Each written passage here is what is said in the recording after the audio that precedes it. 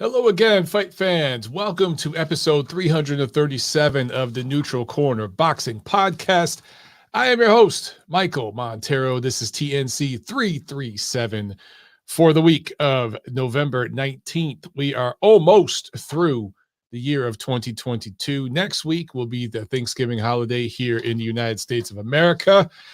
I hope you guys are doing great. I hope you enjoyed the weekend and enjoyed some of the boxing. I got to admit, and this is a boxing show, you know, I get it, but I got to admit, man, last weekend, I was a lot more interested in football. And, you know, that's just been indicative of some of the matchmaking in boxing recently. We've had a lot of showcase fights, but we had some interesting stuff that I'll talk about. Of course, we got a lot to review. Not so much to preview. There's only one major fight card going on this weekend, and that is a massive showcase fight, right? So it's the end of the year. I mean, I think a lot of promotions are trying to shoehorn in a couple of last fights to keep their guys busy, get them in the ring one more time. We are seeing a few prospects get in the ring by the end of the year, but we do have some stuff to look forward to. I mean, December 3rd, there's some good stuff. December 13th. So there's a couple of decent fights here and there. But I got to say, overall, man, I mean, you know, as this year is coming to a close, there's been some good things this year in boxing. Don't get me wrong. All right. We've had plenty of good things that we could talk about. And as we get closer to the end of the year, I'll do my year-end awards kind of stuff. And we'll talk about the best of 2022. But all in all, man, I'm a little disappointed, you know, and I got to say, I found myself last weekend way more interested in football. And those of you who follow me on Twitter, you saw me tweeting about NFL games and stuff yesterday. And I was just kind of watching football and hanging out with my little baby daughter who turned 3 weeks old Sunday. I know, tiny little birthdays, right? You start breaking it down by weeks and soon it'll be months and all that. But anyway, yeah, man, that's what it was. But, you know, I did check out the stuff, the fights, and we'll talk about it. All right, guys. Super chat already from my man Aaron in Australia. Thank you so much, Aaron. He says, Mike, when you do road work, do you also get on your bicycle? I developed massive quads from bicycling in my late 20s. Your little girl is adorable, by the way. Thank you so much, Aaron. Appreciate it. And, you know, I really don't get on the bicycle a lot. If I do road work, if it's super, super cold outside or raining or something like that, like really, really heavy rain, like I like running if it's kind of misty outside, but if it's like pouring thunderstorm or it's super, super cold or 100+ degrees outside or something, like I'll go to the gym and get on the treadmill. And the cool thing with the treadmill is you have all your controls where you can do like rounds. And I'll break it down to like 3-minute rounds and I'll run for 2 minutes and 30 seconds, and then I'll sprint the last 30 seconds, and then I'll walk for a minute, and I'll repeat that. Or sometimes I'll do like a 45-second sprint, 15-second walk, and I'll do that 3 times in a round. Like you could like break it up and do all kinds of variations on the treadmill. Or if the conditions are right, then I just do my road work outside, you know, just run outside. It's really nice, although it's really hilly here, and I'm still adjusting to that. But that's it, man. I don't really do the bicycle. And maybe I should. I've been told that even my wife has been telling me I need to start doing rowing, you know, get on the rower at the gym because that's supposed to be really good and low impact because my ankles are just busted up after years and years of running. And here the hills have been busting up my ankles a little bit. At least lately, they're kind of tore up. It really affected my training for my last fight last year a lot. So maybe I'll start doing that. But yeah, I haven't considered the bicycle, man. But, you know, we did buy bikes here. They've just sat in our garage. We haven't used it once. So maybe we'll start using them finally this year. Good to hear from you, Aaron. Okay, let's get right into this, man. Some quick news and notes. And some good, some bad, some good, some bad. So Spence versus Crawford. The day count is officially at 3:59. We are almost at a year. And look, we already know. I'll stop doing the count for now. I'll restart it again next year, okay? But Spence, he's probably going to fight Keith Thurman. The WBC has mandated that, which is hilarious because we all knew that was coming anyway. We'll talk about that when that fight's officially signed and announced. It'll be crazy, though, that they're probably going to announce it this month and do the fight next month if they try to squeeze it in this year, which would just be insane. If it actually happens early next year, that's so bad. That's just so bad. But Terrence Crawford, his last fight is when he fought Sean Porter last November, the 20th, right? So we're almost a year out. And what's interesting, I looked at this. He's fighting David Avanesian this December 10th on that pay-per-view. That's gonna be a tough sell. But it will be a 385-day layoff by the time Bud finally gets back in the ring and fights December 10th. And I can confirm, because I double-checked, that is the longest layoff of his career. So I find it interesting that as he leaves a promoter, Top Rank, and sues them, by the way, that lawsuit's going nowhere. You guys haven't heard about it, have you?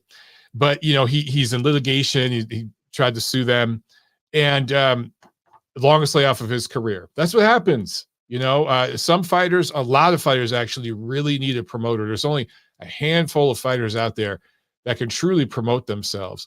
Anyway, yeah, man, it's going to be over a year out of the ring. So I'll let that go for now, my day count for Spence Crawford, but we'll start it back up next year after both of these guys have their quote-unquote interim fights. I just think it's absolutely hilarious that we were told so long, the problem was Bob Arum. The problem was the network deal, with ESPN, all that kind of stuff. And it turns out, not really. None of it was.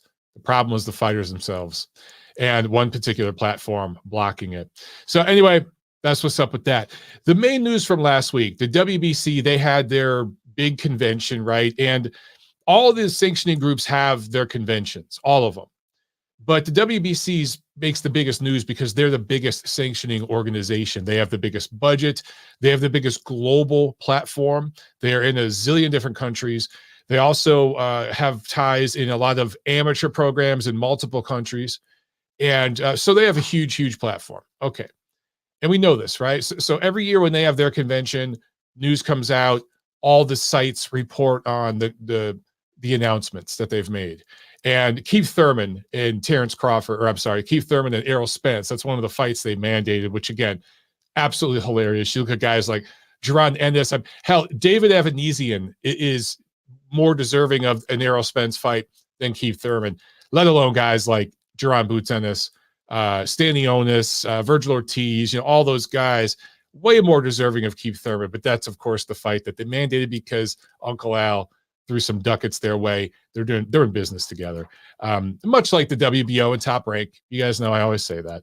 So anyway, the biggest news, WBC sanctions Russian fighters and Belarusian fighters. So I'm not going to go into a big, long diatribe about this because it's sensitive. It's political. I know that there's a war going on in Ukraine and it's legit. There really are innocent people dying. It's complicated because there are technically people in Ukraine, in certain sections of Ukraine, that see themselves historically, ethnically as Russian and want to be part of Russia. So it's a very complicated thing, okay? And I'm not going to sit here and pretend to be any sort of geopolitical expert and break down the whole war situation.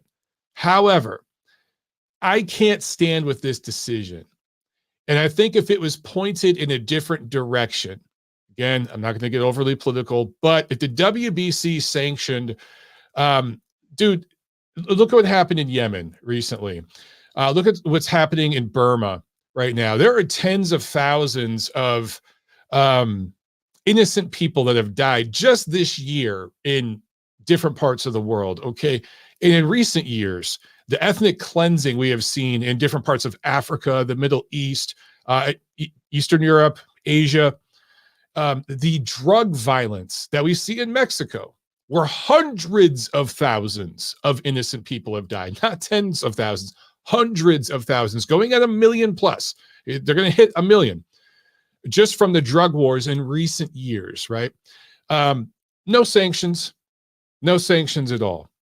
And there's absolutely zero benefit to this in terms of the ending the war.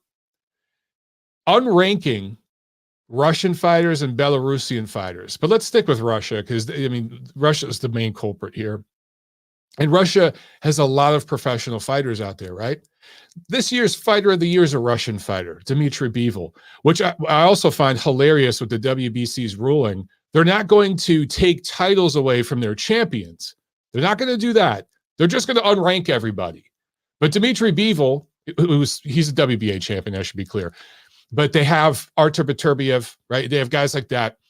They're not going to take those titles away because, you know, there's sanctioning fees involved. Come on, guys. There's sanctioning fees. Come on. But they're going to take them out of the rankings. Okay, so this is, look, man, I say it all the time. I like a lot of things that the WBC does, and they certainly do more to improve the state of boxing in the amateurs and the professional game alike, more so than any other sanctioning group. That is clear. I've worked with the WBC. You guys know that, okay? With the charity event that I fought on last year. And we helped raise over $100,000 together to help people in need here in the Atlanta area. So I'm very proud of the work I've done with the WBC. Full disclosure. And there are folks that work with the BC that I love. They're wonderful human beings, okay? But this is just, in my opinion, an empty gesture and a virtue signal. And there's a certain amount of xenophobia, if not outright nationalistic prejudice. I won't say ethnic prejudice. Maybe it is ethnic prejudice against Russian people in this country. There's been hysteria over Russia with the former president, all this, right? And again, I'm trying not to get political, but this is a political thing. There's been a lot of hysteria, and it seems like it's just okay to shit on Russian people right now. It's just okay. And my thing is Vladimir Putin a scumbag, a fucking scumbag? Yes, we know this. But did Dmitry Bivol do any of this? Did Artur Beterbiev do any of this? Did any other Russian fighter get in a tank and go over to Ukraine and shoot a school? I haven't seen any evidence of that. I haven't seen it. Maybe you guys have, and you can enlighten me and educate me. But I do know that just taking these guys out of your rankings, okay, it's really going to hurt is the mid-level guys who really aren't, they're not making millions of dollars and really depend on this sport to put food on their table. Now, I get it. These Russian fighters, they can go try to get ranked with the WBA, WBO, whoever. They can get fights. I get it. It's not the end of the world. There are other sanctioning organizations. These guys, you know, they could go different routes. I understand.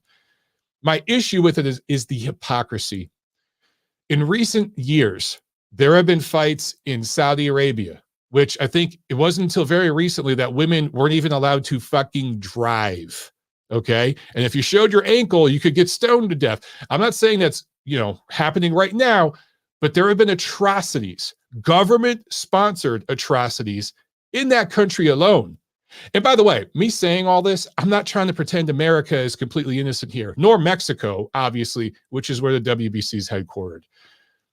All I'm saying is there have been big events, Saudi Arabia, other parts of the Middle East, parts of Asia, parts of Africa, where there is government-sanctioned ethnic cleansing, institutional racism, sexism, people of religious minorities are attacked in the Middle East, Catholics, Christians, different people. These sorts of things, you know, and just human rights violations. Let's just put it that way. Even concentration camps in some of these countries. And I'm not trying to say the WBC is alone here in their hypocrisy. I know people in the media that front on their social media that they're super, super woke and super with it, man. And they're fighting the good fight, right? And, you know, their carbon footprint's great, and they're trying as hard as they can to be vegan. Then they log off and eat fucking sausage pizza and drive a fucking Hummer. But they go over and cover a fight in Saudi Arabia, right? They got no issue with that. They rock Nike gear, which is made by slaves, slave labor in third world countries. So to me, it's just the hypocrisy of it. If you're going to go that route and that's your political worldview, awesome. That's cool. I support everyone's political worldview. Be consistent. That's all I'm saying. Don't be a fucking hypocrite. And this move by the WBC hurts the athletes who have nothing to do with this war. And what I love is, I tweeted about this, I've talked about it, and I get the response from, the blue check people, which now the blue check people is a whole new thing on Twitter. But they'll say the same thing. Well, dude, if we sanction these athletes, maybe there will be an uprising. Yeah, because uprisings happen in dictatorships, you dumb fuck. Name me one dictatorship government in world history where a bunch of athletes pulled together and made an uprising. You can't make an uprising in a dictatorship. You can't. So that's not going to happen because you unrank Russian boxers.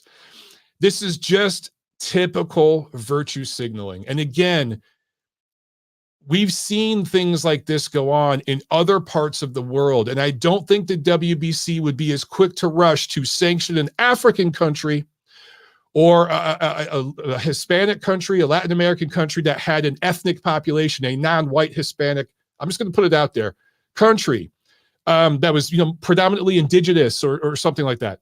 They're not going to do that. It just seems to be it's okay to do this because it's Russia. I don't know. That's what I see. Perhaps I'm wrong. I'm going to have 1,000 people triggered online this week.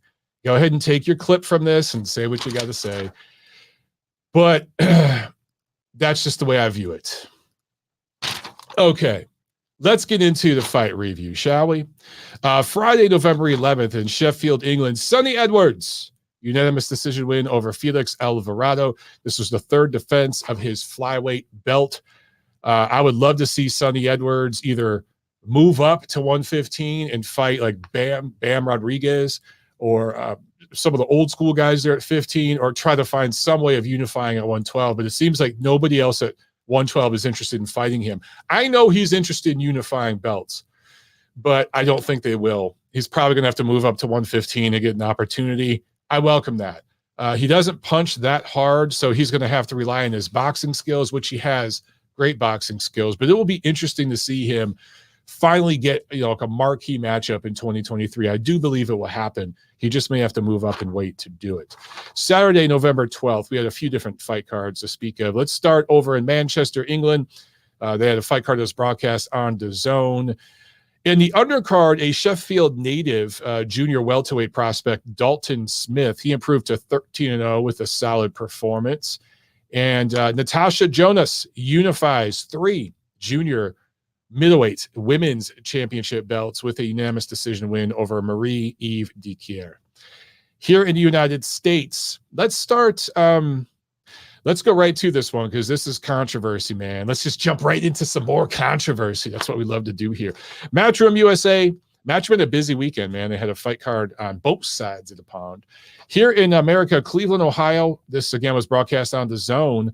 Nothing really to speak of on the undercard. But in the main event, Stevie Spark, Aussie Stevie Spark, scores an upset special with a DQ 6 win over Montana Love, who had his first professional loss. This was a 140-pound junior welterweight fight. So most people, including myself, did not know much about Spark coming in. By the way, the hashtag Love Spark, I was seeing that on Twitter all weekend. I'm like, that sounds like a dating app. Love Spark, where you could make love spark and meet your soulmate. It just sounds like a dating app. Anyway, that just came to me. But, the only thing I knew about Spark is that he moved up 2 weight divisions and fought Tim Tszyu, I think a year ago, maybe 2 years ago in Australia, and was stopped. But he went all the way from 140 to 154. So, now you can look back and you say, well, yeah, I mean, he jumped up 2 weight classes. It makes sense. But I completely admit I underestimated the guy. I thought this was going to be a blowout win just on paper. You could see that's what they were going for. And because that's pretty much all we had this weekend. Every fight was a showcase like that. The Friday night fight, I thought in Sheffield, England, between Edwards and Alvarado was the best looking fight on paper. That's honestly what I thought going in. But I think Stevie Spark surprised a lot of people, including Montana Love. Getting a really good look at him, having watched this fight now between the two of them. Spark is not a fast guy. with his hands, but he's got good balance and he's an athletic guy. He's a good athlete, just a good overall strong athlete. And he showed that against Love. Love has better boxing skills, way more experience, you know, from his amateur pedigree and everything. But even as a pro, he's fought the better pros overall. And he had better hand speed. And that was evident right away. It was southpaw versus orthodox, right? And Love being a southpaw. And, you know, so it's going to get a little bumpy in there when you got an orthodox guy going in there against a southpaw, right? And that happened. I mean, there were some entanglements, you know, it did get a little chippy, a little rough. And for Spark, I think he realized right away, like, he had to make it kind of rough. He ain't going to sit there in the center of the ring and just box with Love. And what was interesting is Love seemed to get frustrated by that. And it's like, dude, you're not always going to have an opponent cooperate with you and give you exactly what you want. He's kind of been fed that so far in his career, right? So being in there with a guy that was not going along with the script, it was getting a little rough, it wasn't giving Love every single advantage, frustrated Love, who was dropped in the second round. It wasn't like this big knockdown. It wasn't like badly hurt. And really the knockdown happened because Spark threw like a third or fourth punch at the end of a combination that Love wasn't expecting. And he just got clipped with it and fell down. He wasn't, again, it wasn't badly hurt. He was off balance, got clipped, dropped. It happens. It's boxing. But it was enough to give Spark an early lead and make the hometown crowd in Cleveland, because Love is from Cleveland, get antsy. And then you start getting pride is on the line now, and this guy just punked you in front of your hometown fans. So then Love started getting his head a little bit. That's what I saw. By the way, referee David Fields was seeing this too. Okay, I mentioned that because of where I'm going with all this. So Montana Love responded well in the third round, but in the fourth round, I thought Spark had some more moments. He had some more moments in the fifth round. And then we got into the sixth round. Spark had more moments there. You can make an argument after 5 rounds that Stevie Spark was up 3-2, and with the knockdown, that would give him a 2-point lead going into that sixth round.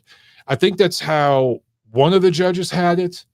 But a lot of you guys on social media, I looked, and I asked you how you had this fight scored on my Twitter feed, and most of you seem to have that same score, where you had Spark ahead by 2 points going into the sixth. Even if you had it 3-2 Love, which is, I think 2 of the judges had that, which you'd have to really bend over backwards to give them that score, but 2 home cooking judges had that. I don't know where the judges were from, by the way, but it just felt like home cooking. They had him up 3-2, but again, with the point deduction, they had to fight even going into the sixth round, okay? So this was a highly competitive fight where the underdog was doing much better than expected, and the A side, if you will, was struggling more than expected. So in the sixth round, there's a headbutt, and it was not intentional. Both guys were throwing a hard right hand, southpaw, ortho, and with Spark, he actually did a better job at shooting the punch first, his right hand, and getting his head off the line. It was Love who fundamentally left his head on the line and his chin up. Therefore, when the heads collided, Sparks had his head a little lower and took the headbutt more on the top of the head. Love got it right by the eye. Okay, so it was a timing thing. It was completely accidental, but it was a pretty bad headbutt. So at that point, we're like maybe halfway through the sixth round. Referee David Fields stops the fight real quick, brings in the ring doctor. And the microphone was right there. DAZN did a good job. Let's give them credit. They got the microphone right in there, and the commentators kind of shut up for a minute and just listened to these guys, to listen to the ring doctor and Montana Love talk. And then the commentary did a good job of picking up on what Love said. Love said multiple times, "I can't see." He told the ring doctor multiple times, "I can't see." And then the ring doctor basically, and I'm paraphrasing here, okay, these are not exact quotes, but he basically said, well, then I'm going to stop the damn fight. If you can't see, we got to stop the fight. That's basically what was being discussed. Now, mind you, referee David Fields is right there listening to this conference. He's taking in the whole conversation. He's hearing it, okay? People in the crowd not hearing it necessarily, but he heard it, and we all heard it because the microphone was right there. Again, good job. I got to give credit to the crew for getting that mic in there so we could hear this moment, because it made a big difference. So I definitely think this conversation between Love and the ring doctor influenced David Fields a little bit. I think it influenced Montana Love as well. Basically, Love at that point said, well, I can fight. I want to fight, right? He basically said, I want to keep going.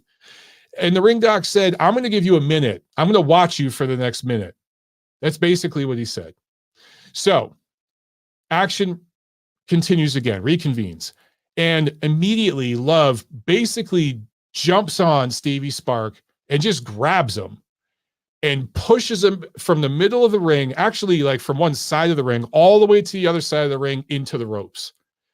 He doesn't push him necessarily with his legs. He uses his legs, but he had his forearm up on Stevie Spark's face and was pushing his head up, pushing like from the chin up, pushing him back.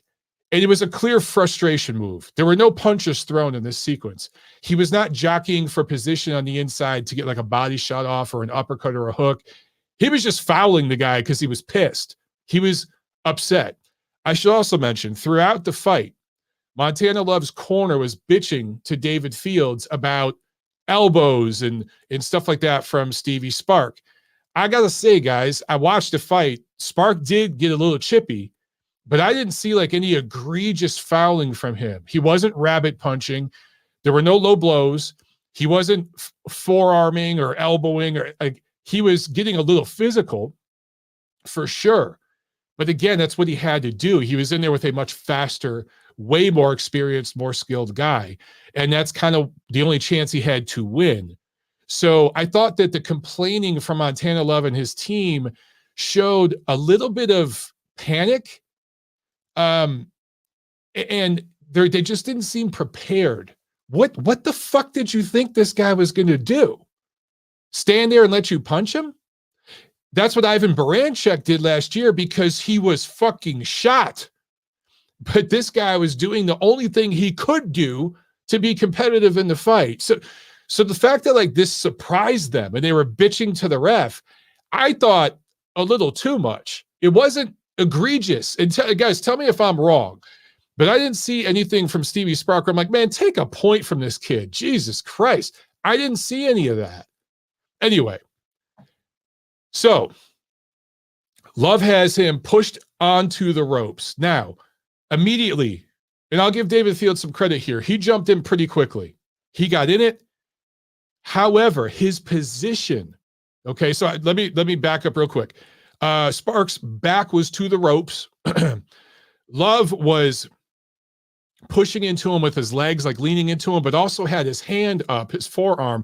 It was pushing down on Spark's head, which was over the rope. So he was basically bending him over the rope, the top rope.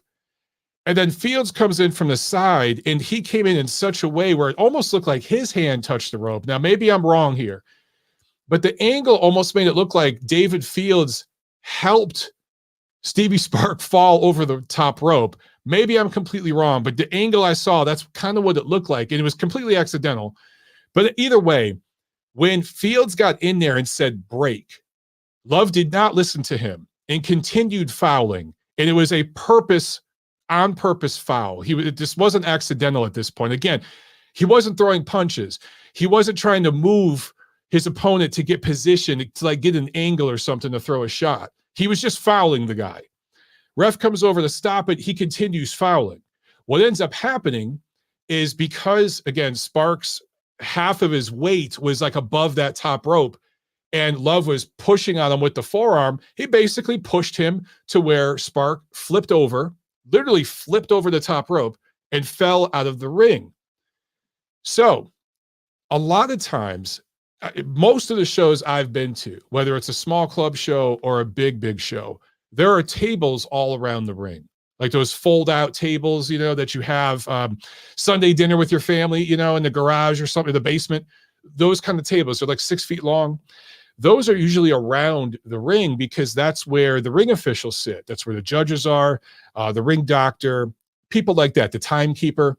But there wasn't one right there, which I thought was very bizarre. So I don't know what Ohio does, the commission there, but it was just concrete down there. So it was scary for half a second because I've seen guys get thrown out of the ring at least 5 or 6 times live. And almost always I've seen the guys crash into these tables. The table usually breaks their fall, but it's usually ugly, dude. Their head smashes into the table. A lot of times it's the back of the head, but I have seen guys land like on the top of their head, the front of their head. I've seen guys land on their shoulder, even their ankle, and like break their ankle. I've seen all kinds of stuff like that. But Spark fell several feet, right? Because the ring was propped up several feet down to the concrete. And somehow, because he's just an athletic guy, he was able to stay with it, focus, and land on his feet. Maybe it was just dumb luck, but it seemed to me that it was more of an athleticism kind of thing because he fell down. It's like he must do box jumps and stuff like that. You could just see like he hit the ground and sprung right back up and then immediately ran back into the ring. So he didn't miss a beat. So props to him. So David Fields immediately stops the fight and disqualifies Montana Love. And then chaos ensues. And people there in Cleveland are throwing shit in the ring and all this stuff. And the promoter, Eddie Hearn, who's put a lot of money into Montana Love and brought a couple events there to Cleveland. They fought Baranchek in Cleveland last year. I think it might have been 2020, but I'm getting my years mixed up. I'm not sleeping much these days. Either way, it was a year or two ago in Cleveland. So he's trying to build a brand with Montana Love there in Cleveland, right? So you expect Eddie Hearn to take his fighter's side, and you expect Montana Love to say, oh, this was a terrible decision. I don't agree with it. I got to say, guys, I'm good with the disqualification. If it were me, and I don't possibly know because, I've never refereed a fight. I know what it's like. I know what it's like to actually be a fighter or to be in a corner. I've done those sorts of things, but I've never been a ref. So I can't speak from experience, but I would hope that in that situation, I would have said, you know what? We're going to continue this fight, but I'm going to take 2 points for Montana Love. And I've seen this. I've seen refs take 2 points. When you see somebody trying to hurt the opponent, which Love was trying to do. He was trying to hurt the kid. He was trying to foul him. When you see that, you can take 2 points. And I've seen refs do this. I would have continued the fight and taken 2 points from Love. At that point, he would have been down 4 points or something on most people's scorecards because that was a 10-8 round anyway. Or I'm sorry, a 10-9 round for Spark. And then after that, it would have been a 10-7 round, right? So he would have been down like 4 something, maybe 5 points on some scorecards at that point. He would have been in a big hole, and he would have had to dig himself out of that. So we would have gotten to see what Montana Love is really made of. And perhaps he could have came back from that and won, which would have been high drama, and it would have been the win of his career so far. Maybe Spark jumps on the opportunity and gets a knockout or something and shows he has this amazing moment and scores one of the biggest upsets of 2022. So we kind of got robbed of that, a little bit, both the fighters and their fans. But in the end, I'm cool with the decision David Fields made. And I think some people are being a little too harsh on him, given everything I said leading up to this moment. Montana Love did himself no favors by saying what he said to the ring doctor. His body language, the entire fight, bitching and complaining about this guy using his elbows, or I think he was complaining about elbows, instead of just fucking fighting. Let your corner do the talking. You just fight and go about your business. But he was bitching and moaning and complaining too. All those things. And then the body language of immediately after that conference with the ring doctor, running over and like grabbing your opponent and throwing him into the ropes. No punches thrown. No like boxing moves there. It was like WWE shit. He really did himself no favors with that entire sequence of events. So, I give David Fields a pass. Now, look, do I want to see a rematch? Sure, we can do a rematch. But, Montana Love was talking about that after the fight, and he was making it seem like he's got the control here and he gets to dictate terms. No, dog, you gave that up. You screwed that up here, right? So Stevie Spark should be able to dictate terms. Now, He's not necessarily a huge star in Australia, although now his brand will be a little bigger over there for sure. But I don't think they're going to entice Montana Love to go over to Australia for the rematch. They're probably going to go right back to Cleveland. But if I'm Stevie Spark and his team, I'm saying, motherfuckers, you're doubling my money. You are doubling my money to come back to America. Because this is crazy. I came over here once. You threw me out of the freaking ring. So if you want me to come back, right back to where we just fought, yeah, you're going to double my money. And he's in a position to do that. We shall see. I think it's worth mentioning that Love, he fought Kenneth Sims Jr. in 2018. And that was supposed to be a win for Love. And he had a very, very tough fight that ended in a draw. And they never rematched. Now, it's 50-50, but, maybe it's both sides not wanting it. But I got to think that that's more on Montana Love's side not wanting that rematch. If I'm wrong, guys, correct me. But they never had a rematch there. And it felt like, maybe Love got away with one, right? And Sims has gone on to show that he's a pretty good fighter, right? He's not a guy that's been hyped a lot or whatever, but he's carved out some good performances recently. Never saw a rematch. So are we going to get a rematch here? I don't know. Also, a lot of people talk about, listen, everyone right now is on Twitter and stuff saying that Montana Love is a hype job and he sucks. Okay, slow down with the hyperbole. This was one night. I think clearly Love and his team underestimated this guy. I'm not going to get into the reasons why, but they underestimated him, okay? The guy was brought there for a reason. It didn't work out. Who's to say that they don't do a rematch and give the kid double the money, everything I said, and this time take him seriously and show up? And what if Love dominates the rematch? Are you guys going to say that he sucks then? So slow down with that. On the other side of that coin, when he stopped Ivan Baranchek in their fight, I think it was like 3 rounds. It was a year or two ago. A lot of people got really excited about this kid. It was a fantastic performance. But he was fighting a completely shot fighter who has not fought since and should never fight again. So Baranchek was coming off a brutal fight where there were multiple knockdowns. Remember that fight of the year right before he got in the ring with Sims? Probably came back a little too soon, right? Actually, we know he came back a little too soon. So people just over-exaggerate. They want to either call this fighter the next big thing or the next hype job, the next guy who got exposed. Everyone, what do I always say? Pump the brakes. Let this play out. Let's see how it plays out. I just hope that if they do the rematch, they do it the right way. I do have to mention, I saw almost this exact same type of thing happen last year at a club show here in Atlanta, where it was this kid, a really highly touted prospect, made his pro debut. And he was favored to beat this opponent type of guy. And the opponent was fighting him tough and getting a little chippy, same kind of thing, because, he didn't have the physical advantages. So he had to get a little physical.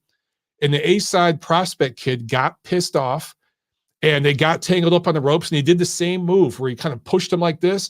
And the kid fell out of the ring, ended up getting hurt. He ran back in the ring and he jumped in the ring and they tackled each other and started fighting like on the ground. Ref had to break him up. Ultimately, it ended in a disqualification. So this is it's not like this is unprecedented. This sort of thing happens. And I think David Fields, maybe he could have just taken a point or something, but I personally have no problem with the disqualification. No problem. You guys got to think of everything Fields had seen before that incident, leading up to it. Okay. All right, let's see. Did I miss anything? Yes, I did. One super chat real quick. I want to get to this. 1 foot out the door with a super chat. Thank you so much. He said, what's worse, losing by decision or disqualification? Well, there you go. That's the big question here. And then you get into the psychology of this thing. Was Montana Love looking for a way out? Blah, blah, blah. I don't think he was looking for a way out. I truly don't believe that. I think he was really frustrated. He goes, this slow, pasty-ass Aussie guy knocked me down in front of all my friends, and he's winning rounds. He's putting leather on me. What the hell is going on?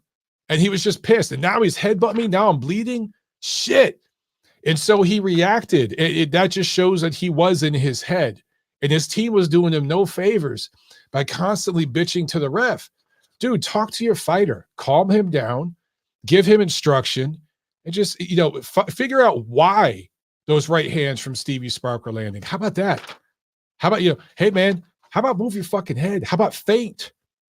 We know he's shooting the right off your jab. So how about feint? So when he shoots it, you can counter. Just some instruction. That wasn't happening in the corner from what I could see. I just saw them complaining. It almost looked like they panicked after that knockdown.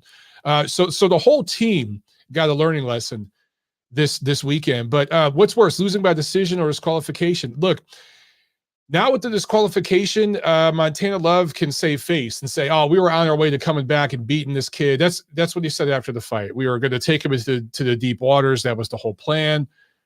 Okay, well now you can say that, but there's always going to be kind of a question mark here. So the only way they can fix all this is to do it again. That's it. If they do it again, I expect to see a much sharper Montana Love, and they will have the benefit of watching 6 rounds, 5.5 rounds of action that they can look at and see why Stevie Sparks landed them right hands, and they can adjust for that. Can Stevie Spark make adjustments and improve on what he did? That I don't know. So in a rematch, I got to say, all things being even, I'd probably favor Montana Love to win by decision. I would, but I still want to see it. And I could be totally wrong, man. Maybe we're sleeping on Stevie Spark. Maybe we're just sleeping on that kid. But, he definitely showed that he belonged. He's definitely more than we thought he was because we hadn't seen the kid, right? All right, let's talk about some other fights. Top Rank, Las Vegas, ESPN Plus. The return of Seniesa Estrada, scoring a unanimous decision win over Jasmine Gala Villarino. That was the second defense of her minimum weight title. She shook off a lot of rust in this performance. Wasn't her most inspired, most exciting performance, but she shook off a lot of rust. That's basically the theme of this whole card. To me, the whole card was just kind of a little underwhelming. There was high skill level, some good action, but you just didn't see the explosiveness or anything there, the passion in some of the performances. But I like Estrada. I think she's one of the best female fighters in the world. And I hope that Top Rank gets her in the ring 3, if not 4 times in 2023. That's what we need to see with her. She just needs to fight more. In the main event, Janibek Alimkhanuly scores a unanimous decision win in 12 rounds. Middleweight title fight against Denzel Bentley out of the UK, who, again, was kind of brought in here. I get that. I think this was a mandatory type situation or something with the WBO. I could be incorrect on that, but I think it had to do with the ratings where they had to fight this guy. And the scouting report coming in is that this guy didn't punch very hard, and that, I thought perhaps Alimkhanuly maybe took the guy a little bit lightly, because he ended up winning, I think, like 116, 112 is basically the feeling most people had. I know one of the judges scored it way wider than that, but he won the fight clearly. It's not like there was any controversy here. He won the fight clearly, but he didn't destroy dude, right? He didn't shut him out. He didn't look very explosive. He didn't badly hurt the guy or beat him up. So a lot of people were talking trash all over Twitter and stuff. And again, this is just, just like talking about the last day with Montana Love. Now suddenly Janibek Alimkhanuly is overrated. He's a hype job. He's one-dimensional. He fights in patterns. Guys, it's one night. Now, if you've watched I think he has 13 professional fights, which is a problem, which I'll talk about in just a minute. But if you've watched all his fights, and this is a pattern you've seen in all of his fights, okay, I'm with you. If that's just something that you've seen and that's your scouting report on him, okay, cool. But if you're basing that upon this fight, because literally 5 minutes before this fight, everyone called this guy the boogeyman. And then 5 minutes after this fight, now he's overrated. He's a hype job. He's going to lose to Charlo. He's going to lose to, any of the top guys at 160. That's the kind of stuff I'm hearing. People just overreact so much. Let's talk about Janibek just a little bit, okay? Is he overrated? I don't know. I do think that there were some people jumping on the bandwagon a little too quick, saying this guy is the next superstar. He's a better fighter than Golovkin. He's the best fighter ever out of Kazakhstan. Like, I've seen tweets like that. Okay, I have seen those tweets. Yes, that's way over the top. But clearly, he's been avoided. Clearly. Demetrius Andrade not only dumped his belt, but left the motherfucking division to avoid this guy. Demetrius Andrade, the guy who hasn't fought this year, okay? The guy who desperately needs a fight and a payday, was willing to dump the belt, the only leverage he has, and move up to a new division to avoid fighting this person, okay? So clearly he's being avoided for a reason. People see something. Now, does that mean he's on Golovkin's level? No. So are there some people out there going a little too fast? Yeah. What do I always say? Pump the brakes. What I've already said in this episode. Here's the thing with Alimkhanuly. He went pro 6 years ago. He only has 13 fights. So basically, the second he went pro, pretty much, right? I'm exaggerating. A year or two after going pro, how about that? He's become a twice-a-year fighter. He signed with Top Rank in late 2018. Fought 4 times in 2019. So he was really active. They were really doing a good job with him in 2019. Now, I don't know if something changed with his contract, the purse guarantees or what, but from that point forward, they've had him in the rotation like a typical quote-unquote star fighter today. You get one fight in the spring, one fight in the fall. And a guy like this who's being avoided, it's going to be difficult for him to build up a fan base. You know, the genius of Tom Loeffler and what he did with Golovkin, and I know I've said it 1,000 times on the show, and I drive people nuts by repeating shit. It bears repeating. When Golovkin came over here, that dude fought 4 times a year. There were a couple years, like, it's seriously, I want to say within like a 3-year period, he fought 12 times. And that is where he built his brand. And he was fighting guys at this level, maybe a little better than this level, some of them, but some of them were at this level. And he was flattening them, destroying them. Styles make fights and all that. I get it. But the reason why Golovkin was so sharp in those fights, I think, this is just my personal belief, is because he was so active. For Alimkhanuly, he's got to get more active. He needs to fight 3 times next year. If that means taking a pay cut, taking less money, you know, a smaller purse, then that's what you do. That's what I call making concessions. Make concessions. Also, if you're being avoided, again, I'll use Golovkin as an example. They were being avoided. So what did Golovkin and his team do? They paid more money to the opponent. They took less money and gave the opponent money. He was a champion technically at that time, Golovkin, and he was basically 50-50 with the challenger in terms of finances. They were giving half the money to the opponent just to get these people in the ring with him, okay? If that's what Alimkhanuly has to do, then that's what he needs to do. It's up to Top Rank to negotiate that and make that happen. So we'll see what happens going forward. But am I ready to say that Alimkhanuly is a hype job, overrated, one-dimensional, going to get beat by Charlie? No. It's ridiculous. It's one motherfucking fight. And guys, some of you have such short memories. It baffles me. There's a pattern, particularly with top-ranked fighters who are being avoided, of having performances like this right before a big performance. We've seen this kind of stuff from Lomachenko, Teofimo Lopez, Jamel Herring. I can keep going. Where you pull back a little bit, you get in there and spar with a dude. You clearly win, but you don't look great doing it. And then suddenly, the big fight you've been wanting happens. Suddenly, people are willing to get in the ring with you. Then you show out and have a great performance. Look at what Dimitri Bivol did this year. From the same part of the world as Alimkhanuly.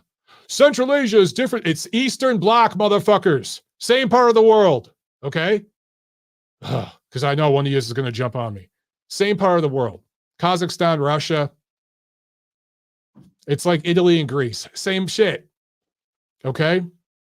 So the mentality is go in there, punch the clock, show up for work, do what I got to do, go home with the W. Dimitri Bivol, the last few years, kind of been under the radar because he hasn't been inspired, hasn't been in there with the greatest opponents in the world. Stayed sharp, kept waiting. Made massive concessions to get the Canelo fight. Massive concessions. Got it, whooped his ass. Who's to say Alimkhanuly can't do that over the next few years? Now, again, I'm not putting him there on Dimitri Bivol's level. Not doing it. And Bivol has fought much better guys coming up than Alimkhanuly. I'm just saying as an example, everyone, okay? Stop overdoing it with your reaction to one fight. Just chill. Let it play out. Stop having such short memories. All right. So yesterday, Sunday, November 13th, Floyd Mayweather fought some guy I've never heard of. I have no freaking idea who this Deji guy is. I really don't give a shit. Floyd beat him. I don't even know if it was a knockout, unanimous decision. I don't know because I didn't watch.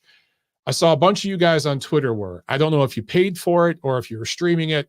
Don't really give a shit. If that's what you find entertaining, good for you. I wasn't watching it. I was watching NFL. The game yesterday between the Buffalo Bills and the Minnesota Vikings was one of the most entertaining games I've ever seen. It's flat out the best game of this NFL season so far. I really enjoyed it.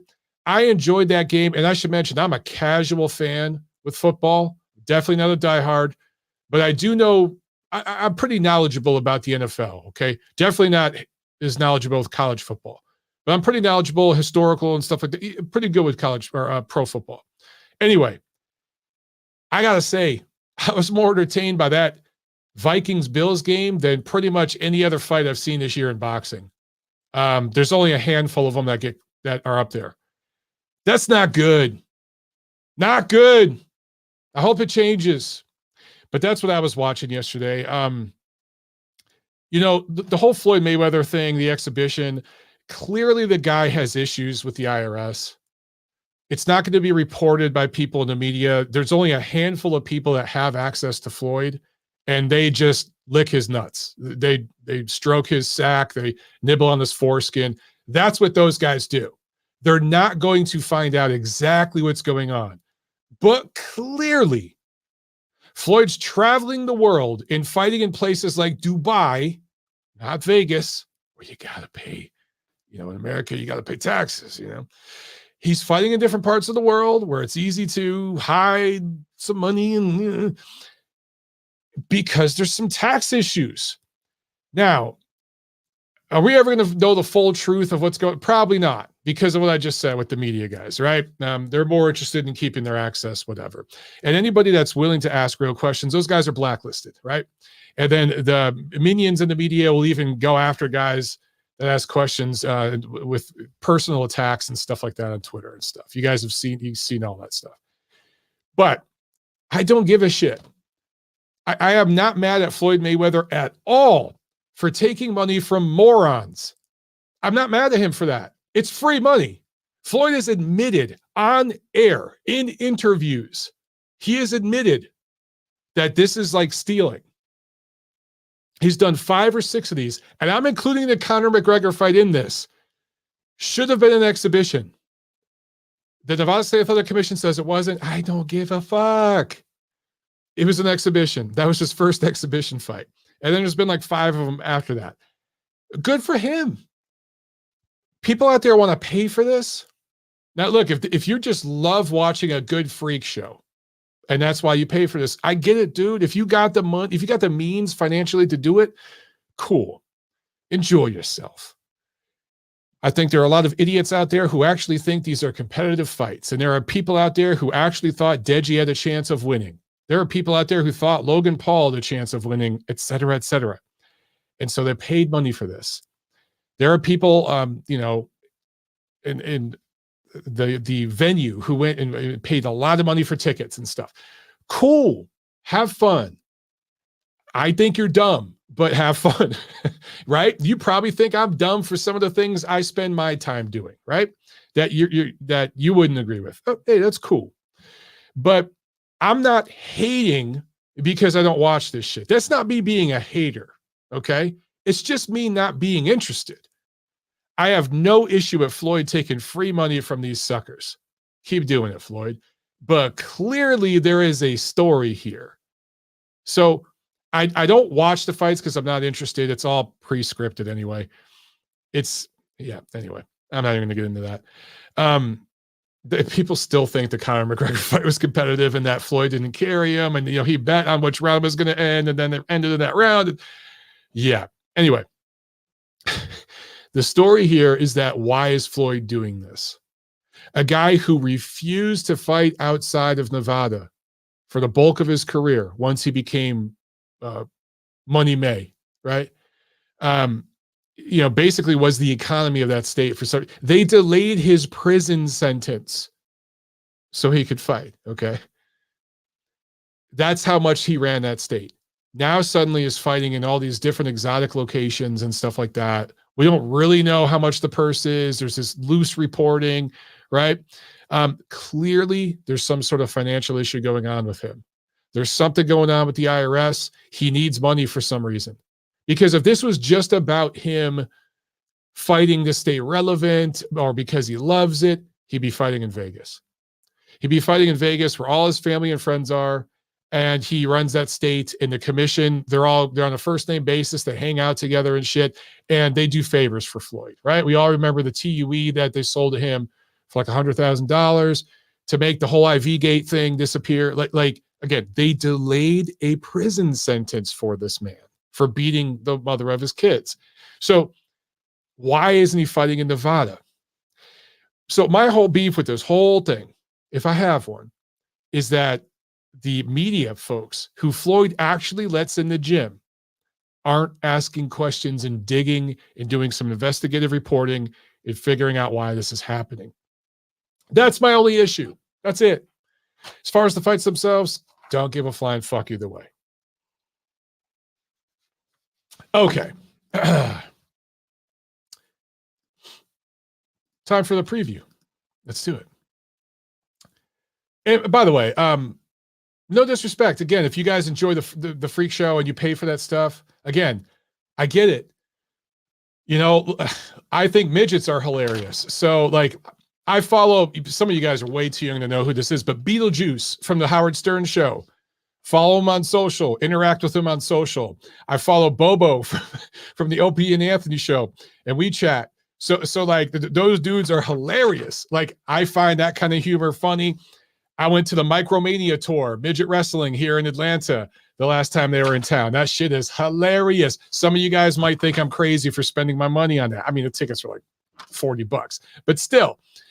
Some of you, you're spending money on a Floyd Mayweather Deji pay-per-view. I spend it on Micromania midget wrestling. We all have our things, we all have our guilty pleasures. Trent Nampuria with the super chat. Thank you, Trent. He said, seen brutal KO ringside at Palm's Top Rank, 18 years old. Oh, yeah, at the Top Rank show. So there was some brutal KOs. Oh, I missed that. Oh, no, you know what? I know which one you're talking about. Because I saw a clip of that out there. Who the hell was it? It was little guys, young guys.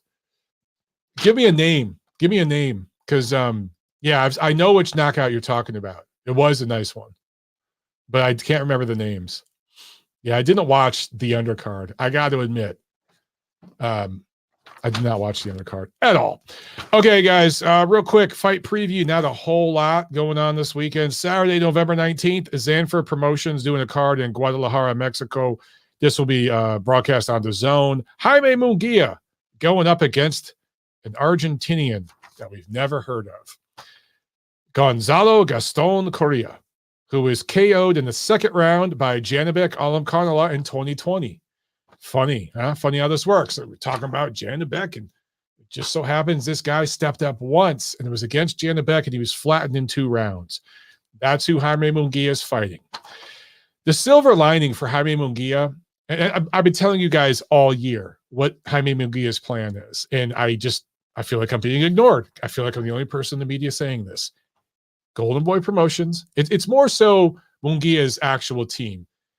They're waiting for Golovkin. They couldn't get the Golovkin fight this year because Golovkin got the third Canelo fight, right? You had Murata and then Canelo. Those are 2 massive 8-figure paydays for Golovkin. That's the direction he's going to go. But in 2023, the door will be open at some point. I think Golovkin has a mandatory he has to take care of first. But there will be a door open for a fight between Munguia and Golovkin, and that's what they're doing. They're basically biding their time and keeping the O until they get Golovkin. They are doing at 160 with Golovkin what guys like Plant and Saunders and everybody else are trying to do with Canelo. Now Andre's up there going to try to do it with Canelo. Just win the Canelo sweepstakes, right? That's all Munguia is doing. So, and I don't want to hear anyone say, no, that's not what's going on. Yeah, that's what's going on. Watch when they fight next year. And then everyone in the media, this is their plan all along. I'm the guy saying it right now, not then when it's safe to say it. Silver lining for Munguia. This is his third fight of the year. So at least he's staying busy. And it's sad that a guy fighting 3 times a year is considered super busy, but it is in this era. So he is staying busy. This will be his third fight of the year. He's dominated his opposition. He'll dominate this kid. And at some point next year, perhaps we will see Golovkin and Munguia like in Mexico City or something. And it'll be a big event, and Golovkin gets another 8-figure payday if and when that happens. And that's, I'm telling you guys, that's the plan. It's pretty obvious, right? I'm not saying anything that's like, oh, wow, Mike's a genius. It's just pretty obvious if you look at what's going on. Okay. Super chat from Bang Mateo. Thank you so much. He says, salute, Mike, and congrats on you and your family. Well, thank you. Thank you very, very much. I appreciate that. Okay. Let's jump to some calls real quick, shall we? As I lose my voice here. Let's jump to 336. What's up? You're on the show. 336. What's up? You're on 336. Yo. Yo. Mike, I messed up. I was watching the TV. Oh, shit. Yeah, I'm sorry. It's all good, man. Yo, turn down the TV because I'm hearing you. I'm hearing it back in my headphones. Yeah. Okay, I got it. Sorry about that, bro. That's all good, man. Yeah, I concur with you. I don't be an echo. Yo, Floyd is driving around in cars working on people's house. What is wrong with these people? Yo, anyway, Fernando Vargas' son, Emiliano, looked nice. Threw that left hook real nice. But he got tapped a lot, I noticed. So he better be very careful. If he gets in there with someone that can clock, he better be careful. Fernando better get him on his defense a little bit better. As far as Alimkhanuly, that's according to the ESPN commentators, that's how you say it. Yeah, I agree with you, man. Let's not jump on him too hard. I like his style. He's kind of like Bivol, but he's a little more jerky. Yeah. But I like him. I think he's got a lot of potential there. And I'm sure he'll come back in his next fight and he'll look a lot better. But Denzel, I've seen Denzel fight. I was not impressed. Yo, that man came to fight and he was not playing. He took some licks in that last round, man. I don't even know how he was standing up, but props to him. Respect, brethren, from the UK.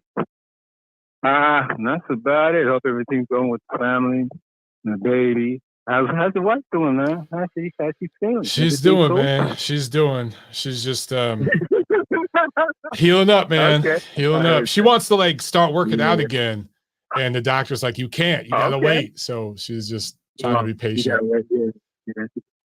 Yeah, she got to repair a little bit. Okay, yeah, don't let her get too far ahead of us, though. You got time. Yep. Anyway, it's been a fun, pleasing pleasure, and I will speak to you again probably Friday. Oh, maybe not. I don't know. You having a Friday show? We'll see. Last Friday, man, I wanted to. I was just too damn tired, brother. I took a nap, man. I was so tired, but I'm going to try to. Yeah.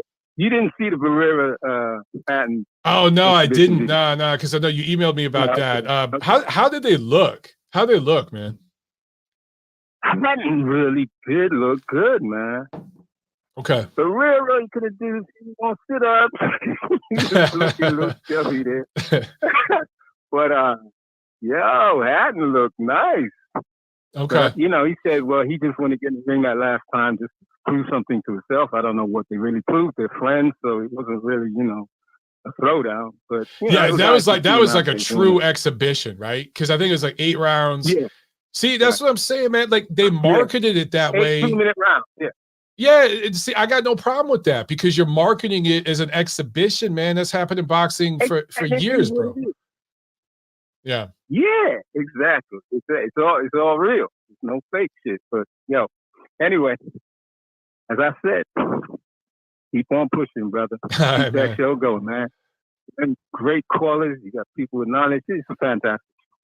What do you getting on this new thing anyway? Or what is that anyway? New what? This is a new platform you should get. Yeah. So I can't announce everything just quite yet, but I will when I can. All right, cool. Yeah. Cool. All right, man. You take care. Say yo to everybody. All right, brother. All right, BLT in the house. There he goes. Got a couple more super chats from we got one from Sam. What's up, Sam? Thank you. He says the thing that should have decided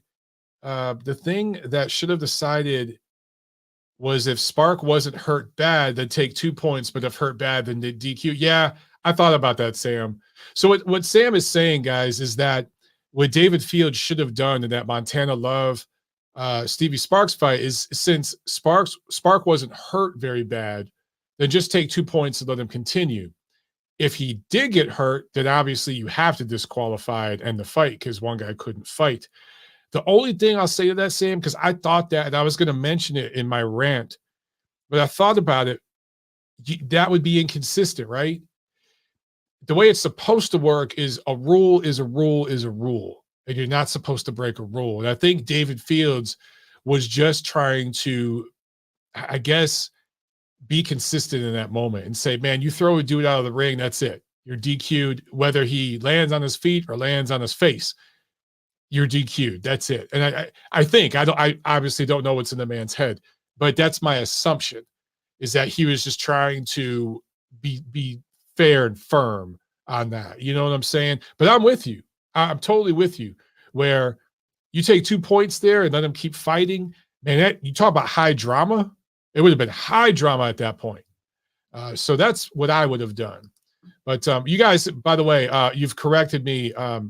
It was Emiliano Vargas who scored that nice knockout on the top rank undercard against Julio Martinez. And it was lightweights. So that was just his second pro fight. And the guy he was fighting, that was just his second pro fight as well. So it was a sweet, beautiful looking knockout. But as BLT said, he got touched a few times, right? He's got some things to work on. So we love knockouts. Awesome. It definitely gets his name out there, trending. But let's not say the guy's ready for a world championship quite yet off of that. Okay, let's go back to we got some more super chats. Real quick, before I go back to the phones, we got Bang Mateo with another one. Thank you, Bang. He says, Mike, any news on your boss Alimkhanuly? Corner was criminal. As far as I know, guys, he is still in the hospital. Yeah, as far as I know, your boss Alimkhanuly is still in the hospital. So as soon as I get any kind of update, obviously we'll talk about it here. But as far as I know, still in the hospital. And what's funny is people talked about that for like a day or two, and then whoosh, gone, right? Nothing. No one's talking about it. On to the next thing. That's part of the problem.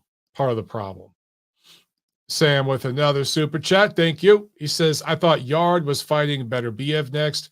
That's what I heard. I heard that Artur Beterbiev has to fight Anthony Yard next because I think it's a mandatory. And it just is what it is. And then obviously, but Beterbiev should win that fight. And then him and Bivol would hopefully fight next. Sam is asking if, medically induced coma. That's right, Sam. So guys, just so you know, your boss Alimkhanuly is in a medically induced coma. That's when the doctors place you in a coma when there's like a swelling on the brain, a brain bleed, to try to get everything to calm down so they can monitor everything. Just basically slowing everything down in your nervous system. I'm abbreviating. It's obviously a lot more complicated than that, but so they could keep an eye on what's going on and monitor things. and they'll keep him in that state until they feel it's safe to let him wake back up. So the fact that he's still in that coma, obviously that means they don't feel comfortable enough yet for him to come out. So that's what's up. All right, back to the phones. Looks like we got Nacho here. Nacho, what's up, brother? How you doing? Hey, Mike, what's going on? Not much, just listening. Yeah, that's a sad state of affairs that, like you just said, your boss Anuli's in a coma. We talked about it for a few days, and then it seems like everybody's just kind of forgotten about it. I really hope that we kind of bring it up from time to time, at least until we find out that he's going to make it. It kind of sounds like they put him in the same type of coma they put Adonis Stevenson in after he got knocked out by Gavoznik when he lost. So if Stevenson can recover, hopefully your boss Anuly can recover too. At least that's what we're all hoping for. As far as the fights, like you said, Mike, it was really a light weekend.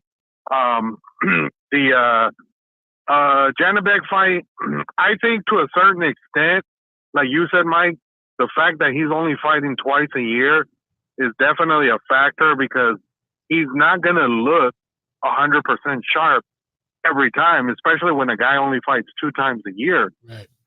It should be on him and his team to tell Top Rank, look, we'll take less money as long as you guys keep us active. Right. Like right now, he's not a star. It doesn't make sense for him not to be fighting at least 3, if not even 4 times a year. He's young enough to where he could still do it, and it would help him get sharper, and it would help him kind of put his name out there. This whole idea that because his minimums are so high that he can't take a pay cut to fight more often, that's just asinine. I think his team and his trainer should be kind of throwing that out there to him and just kind of trying to get him back out there sooner rather than later, not just twice a year. Bentley did his thing. He was tough, and you got to give the guy credit. He went 12 rounds. But to a certain extent, he made Janibek look very ordinary. And I'm not buying this whole idea that some people have thrown out there about how Janibek did that intentionally to try to get certain guys to fight him. I think he just had a bad night, and unfortunately, the byproduct of it was he didn't get a knockout and he didn't look great. But hey, he got the win, and that's all that matters. Honestly, Mike, I'm still just scratching my head as to why Munguia and Golden Boy are not lining up to fight this guy. I'm just not convinced that he's that much better than Munguia. And the fact that Golden Boy and Munguia don't step up is just really head scratching, to say the least. They should be asking for that fight sooner rather than later. There's no reason to let Janibek get better than he is right now. I think you should strike right now while you have the ability to get him, maybe when he's not 100% at his, peak. But I don't know. That's just me. With the Estrada fight, Mike, I agree. I hope that Top Rank gives her 3 or 4 fights next year. Her sitting out a whole year, really, you could see it in the fight. She was pretty rusty, but eventually she was just too good for the girl that she fought. The thing is, though, Mike, does she really have options at that weight class at 105 pounds? Yeah. Like, what legitimate fighters can she fight that would be big fights? There's nothing that's like a big fight, but she'd have to travel, dude. Because I want to say most of the fighters in that weight class are probably going to be Japanese. I want to double check the ratings real quick, but I'm looking at these names. Okay.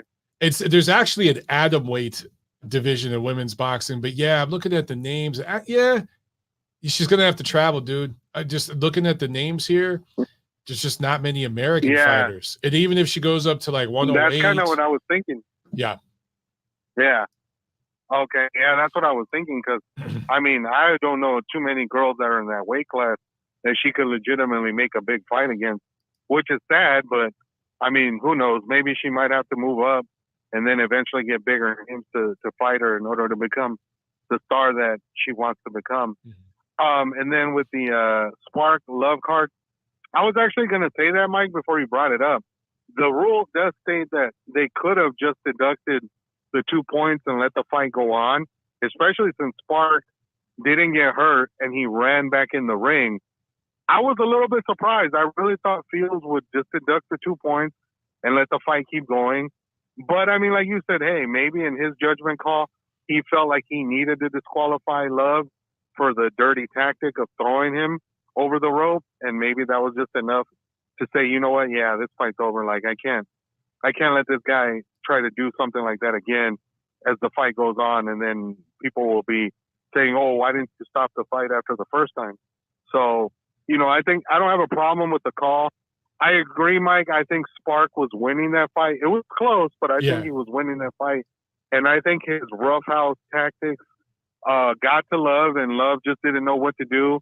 And his corner was just incompetent. They had no answer for Spark's tactics, which is really weird because you would think that in the corner of a professional fighter, you would have guys that would at least know basic boxing instructions and knowledge that they could kind of see what Spark was doing and try to, you know, let the fighter know. Like, they had to see that style in the amateurs because Love had a lot of amateur fights. There's no doubt he saw that style in the amateurs.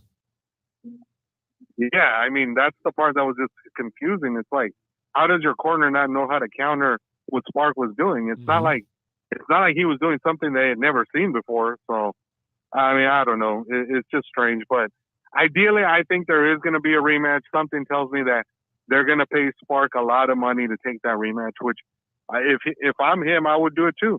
I'd be like, hell yeah, pay me a bunch of money and I'll fight this guy again, and I think I can beat him, you know? So I'm sure that's what's going to probably end up happening. And then with Munguia fighting this weekend, Mike, I don't know what they're doing with that guy's career. At this time last year, he fought Gabe Rosado, and a lot of us thought he was going to be getting a title shot next. And the fact that literally a year later, he's still fighting tune-ups and stay busy fights, that's just a horrible look for him and his career. I really hope the kid eventually puts his foot down and starts telling Zanfer and Golden Boy, like, hey, I'm not going to keep fighting these stiffs, you know, all the time. Like, I want to fight for a title. Like, it makes no sense for him to be fighting stay busy fights at this point. The guy's fought 40 times in his career. He's more than ready. He's pretty much a finished product at this point. I don't understand the idea of protecting that record. Like, let him go out there and prove how good he really is, or if he's going to be shown for a guy who just, you know, he's just a guy. But at some point, they got to get him a legitimate fight. I'm tired of these stay busy and tune-up fights. Enough. Like, let's get this guy in there with some names. And I really hope the politics don't prevent him from eventually getting a name. Ideally, Janibek would be great. And Top Rank and Golden Boy have done business in the past. So hopefully that is a fight that can be made sooner rather than later. So, all right, Mike, I'll talk to you next time. All right. Thanks a lot, Nacho. Yeah, man. Yeah. So comment from or super chat from Sam. Back to Anthony Yard. He said, BoxRec has Anthony Yard fighting this week. And I'm looking at it right here, and I'm seeing it too. But I wonder if this is just an error. I don't know, because I haven't heard about this. Here, I'll show you guys real quick what Sam's talking about. Because that's weird, man. So if you look right here, Frank Warren has a show this weekend, and it's, you know, not a very big show, but let's see, where is it? Shropshire. Never heard of Shropshire, but it's on BT Sport over there in the UK, and they got Anthony Yard right here going up against Stefani Koikov at light heavy. That's just very odd. And I wonder if there's another Anthony Yard or if this is some sort of mistake, because as far as I know, he has a tune-up fight, or I'm sorry, a title fight next. I want to say his fight, was it London Arthur? I can't remember which fight that he won. That was an eliminator. I want to say it was when he fought London Arthur, that last fight. That was last year, but he has not fought at all this year. So perhaps they're putting him in there like a stay busy fight against this guy, Stefani Koikov. And I pull up his record. He is a Bulgarian based in Germany, 5'9". Yard's going to tower over that dude. He's fought absolutely nobody. I mean, his opponents are like guys that I would fight. So, yeah. So I guess he's going to fight this weekend to stay busy, dude, to knock some rust off, which makes sense. If you're going to fight, better Biev next. Sam with another super chat makes a great point. He goes, Mills Lane did not stop after an ear was bitten off. He didn't stop a fight. Mike Tyson famously biting Evander Holyfield's ear off. That's true. Man, it's just the image of Holyfield like jumping up and down and like in a circle and like screaming like, what the hell, dude? It's basically was saying, it's like, what the hell is your problem, bro? And but you're right, it wasn't stopped right there. They did continue to fight after that, but then he went for another bite. It's funny you bring that up because I guess now Mike Tyson and Evander Holyfield are in the gummies business and they're selling ear-shaped gummies together. The way this shit comes full circle, bro, life is just funny, man. Life is just funny. Anthony Santiago with the super chat. Thank you, Ant. He said, what's up, Mike and chat? What's up with the IBF making Hrgovic mandatory for Usyk's belt? Yeah, I saw that. Would that prevent a Fury fight? Triple G laid the blueprint for becoming a star. Don't know why it's not copied with Janibek. Yeah, so let's start with the IBF. So Hrgovic mandatory for Alexander Usyk. They announced that this week. In the IBF, for better or worse, they stick by their rules. And this is a ruling that they made, and he's got to fight Hrgovic. So as I understand it, for Usyk and Fury to fight, if they were to fight next, after Fury beats Chisora for the 400th time, after that, if Usyk and Fury fight next year, like in the spring, I think the IBF would be stripped. So I don't know if there's a chance that Usyk could pay Hrgovic some step-aside money. Maybe something like that could be worked out where Hrgovic would get the winner. Maybe that can be worked out. I don't know. But as I understand the IBF rules, Usyk would be stripped if they go right into a Usyk-Fury fight.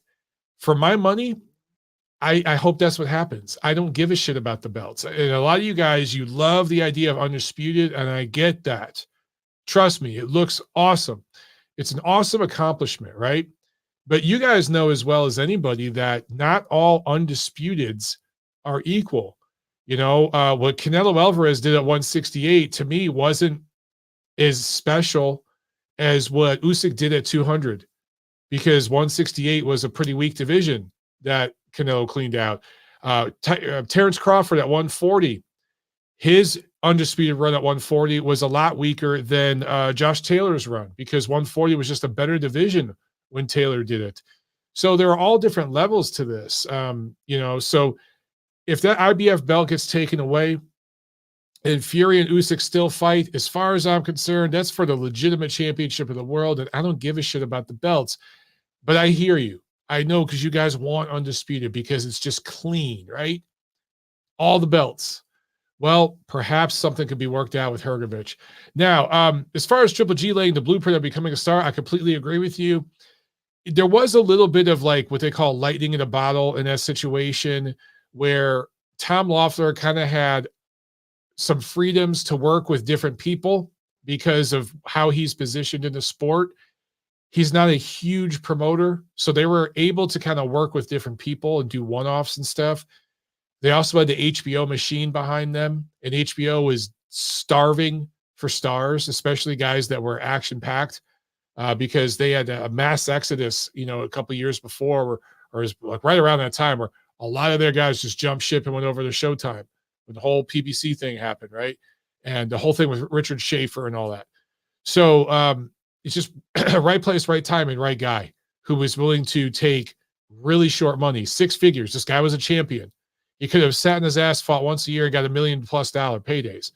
But he got in there and he took, you know, a few $100,000, gave the opponent a few $100,000, basically was covering training costs, and he was paying his guys. That's what Golovkin did for a while. And other fighters from that part of the world have had to go that route too. Sergey Kovalev basically fought for free for several years. The only money he did get, and it was, it was 5 figures. It wasn't even 6 figures. He was given to his team. So it's just how you got to do it sometimes. You got to make those concessions. And I don't know much about Janibek. I just don't know him. I haven't talked to him. So maybe he is just not willing to do that. Maybe Top Rank isn't willing to do that. I don't know what the situation is. Do not know. Am I caught up? Caught up? Oh, we got one more. Ant with another one. Thanks again, Andy says, better beef fighter from Mexico, Zurdo or Munguia? Ooh, good question. Honestly, dude, we don't know right now, man. Look, Munguia has shown some improvement. We have to give him credit. I do think he has shown some improvement recently. And I don't know if Zurdo's ever shown any kind of improvement. So I'm going to give Munguia the edge here, but I could be totally wrong, bro. Could be totally wrong. But as of now, I'm going to give Munguia the edge and say that he's got a little more levels than Zurdo. But I could be totally incorrect on that. All right, back to the phones we go. Let's go to France. Is this Johnny? Bonjour. Bonjour, Mike. How you doing? Oh, yes, I'm doing good, doing great. Mike, congratulations, first of all, because it's great. Congratulations for your new family, for Jack, and she's very cute. I saw the pictures. Thank you so much. Thank you. Twitter, so congratulations. And you were one. You were one. You're not gonna sleep again. Yeah, You're not gonna sleep again.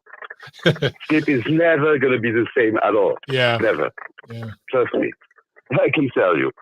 So I hope you enjoyed your sleep back then, but now it's going to be a long sleepless night for a while. So congrats, Mike, so much. And just wanted to come back on the Bivol fight, because obviously it was a great fight from last week, and really I was really impressed with Bivol's skills, but mostly what happened is that people are sleeping on better BF, and I still find better BF to be more dangerous. I still think better BF beats him. People are sleeping on better BF, really. I saw Jack on Twitter, and he even said that Canelo would stop better BF. So it's crazy. Yeah, I don't agree with that. I think you see that. Canelo is never, nobody steps better BF. So it's really like those fighters, Russian fighters, they are overlooked. Bivol is being overlooked, and better BF is criminally overlooked, And with a better BF, every blow hurts, every 50 lands, it hurts bigly. It hurts a lot, and I still think he's the most dangerous fighter in the division. I think it's Bivol. Yeah, that seems to be what most people think. I think most people still favor better Biev in that fight, but it's close, and I want to see it. I hope we get it. The thing is that people tend to favor Bivol because he's a better boxer. He's slick. He goes in and out. He masters the distance. That's right. But better BF is overlooked as a boxer. He's a great boxer, and he's a great boxer as well. He also manages distance. And you see with Justice fight, he just folded the guy in 2 rounds. Yeah. So every blow hurts. So I think Bivol is going to be, very crafty as he is. He's going to be as he is in the first round. But I don't think he can handle that for 12 rounds, because every blow landed will hurt like so much, And better BF was stopping guys with helmets and big gloves at the amateur level. He broke Rosic's nose in the amateur. He bet everybody in the amateur already. He bet Kovalev, he bet Rosic, he bet. He even bet Dorticos, the cruiserweights, You knew that? He's just a strong guy, man. I think he might be the strongest guy, but strongest man in boxing, just pound for pound. He is just a strong man. I guess he is, because they put him to fight as in the heavyweight rankings, and he was not a heavyweight at all. You know, the fact that he still makes 175 so easily at his age. He's not a big guy. He's not a big frame, but he's got this, just the muscle density that is so hard. You know, it's strange. It's a natural strength, and also his training. People should look after his training, because his training is based on very natural gesture, but all the work with the fingers, with the phalanges, right? All those work, very very natural, very weight based on the weight, on the body weight. It's something to look after. And just one thing about the Spark Love fight. The thing is, I didn't really look at the fight, but I saw the last rounds of the fight. And it looked like Love wanted a way out, It looks like this. So I think it was the best way to stop the fight, because that's a gesture. You can't. That's a gesture that you can admit in a ring, It's like basically he wasn't using his fist. Sorry, he wasn't. He was trying to get the way out, not to use it, to punch his way out, So. Basically was a good call, and I think he can improve, of course, but in this fight it was like he was helpless. He really needed to change his game and maybe his team also. And just one last thing, Mike, and I'll be off.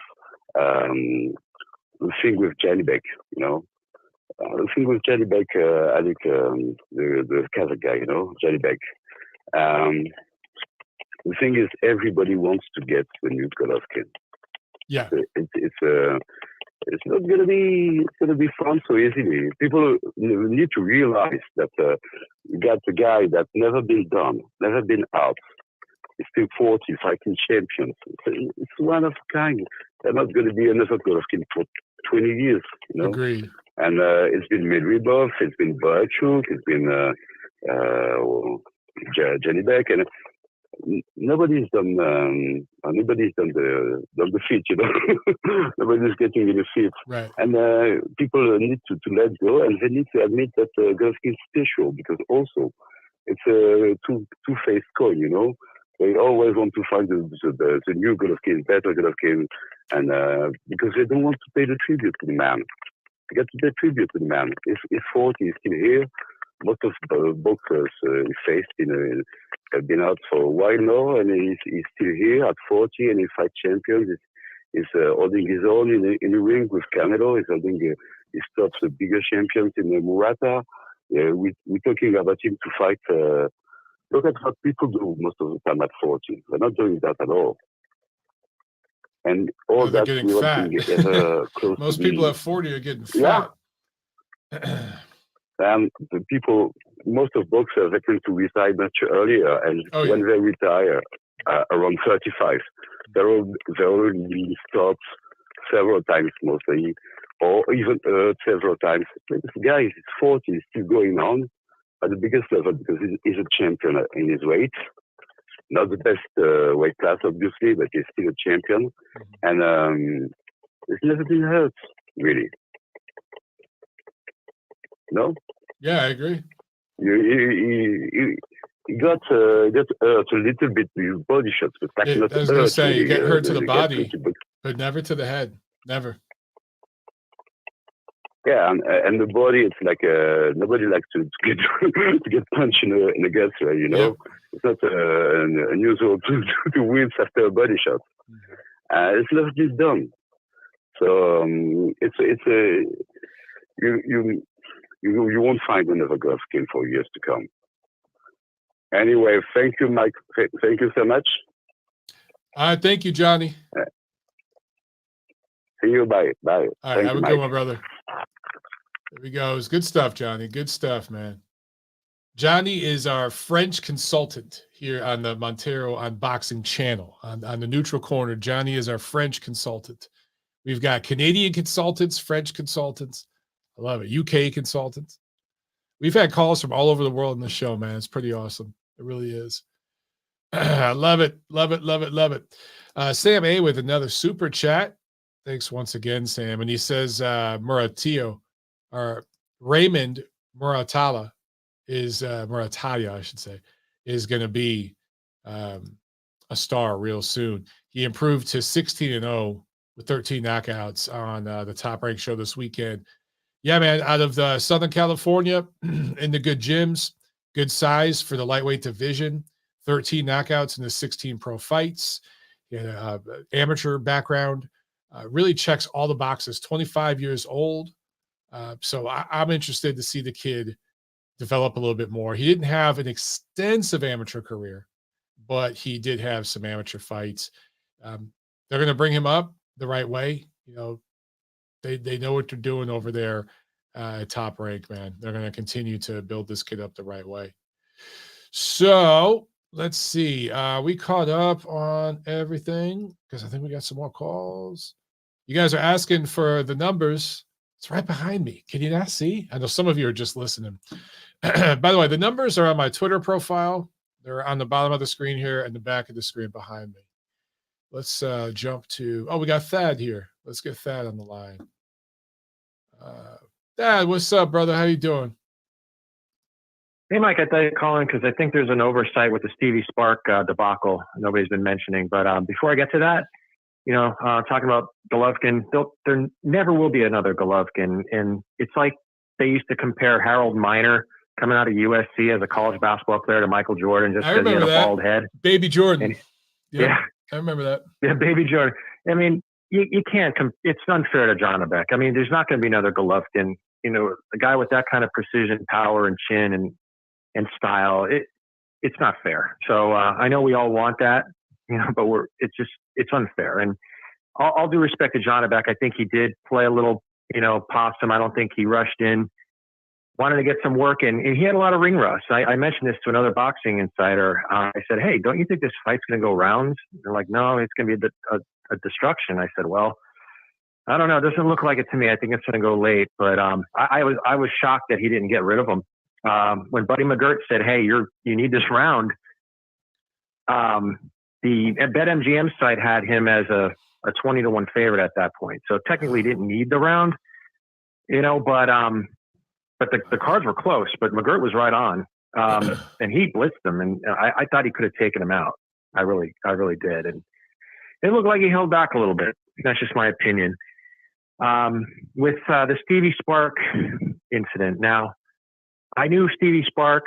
I researched him when he fought Zoo because I was betting the fight. I had a lot invested, and I was afraid that maybe this guy might pull a Rocky, moving up 2 weights and maybe catch someone off guard. And he had a resume with nobodies, but he never really had a training camp. He was a bartender, a full-time bartender.